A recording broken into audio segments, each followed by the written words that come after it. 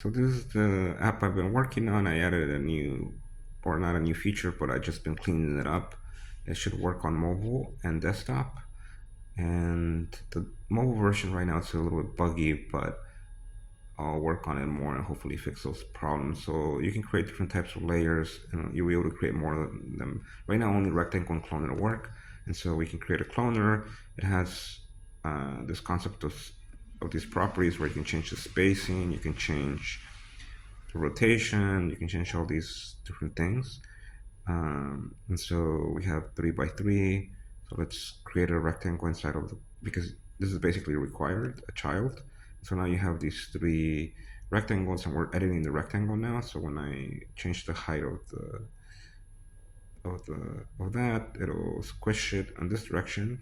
If we were to rotate it along this axis, it'll do that as well. And so as you can see, these are very simple operations you can do, but we can stack and create different layers. So let's do another cloner. This time we'll create a cloner within a cloner, so it'll be 3 by 3. And then actually let's make this one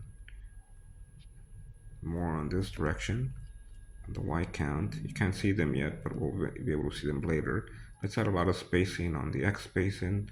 Let's create a cloner like I said. I know you won't be able to see it until we create a rectangle. And so as you can see, we created these grid of different cloners, and you can make them smaller, and you can change their color. This is editing the inner most rectangle, which is being cloned a bunch of times. And so when we're done, it'll stack them together, and you could create more and more of these. You can create different types. So that's the basic idea behind this app. If I'm planning to release it and hopefully have some beta users and people who want to play with it and just mess around with it. You can of course edit what you were working on. So here we can have the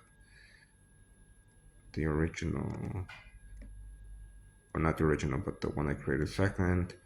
And you can see how you could go inside the inner cloner and maybe remove a little bit of the spacing between those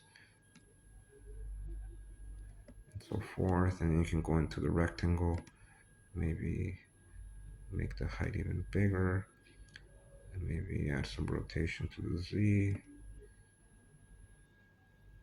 And so that's the basic idea for now. You can let's create a new layer actually.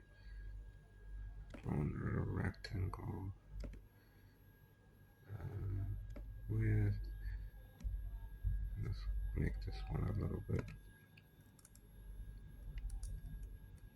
that. This, I guess more things like opacity would be nice to add so that we could have a more interesting overlap. But if you're interested, you can go to dreamdimension.net and sign up to get some emails, or you can email me. I should have better socials eventually. I'm also posting those on YouTube.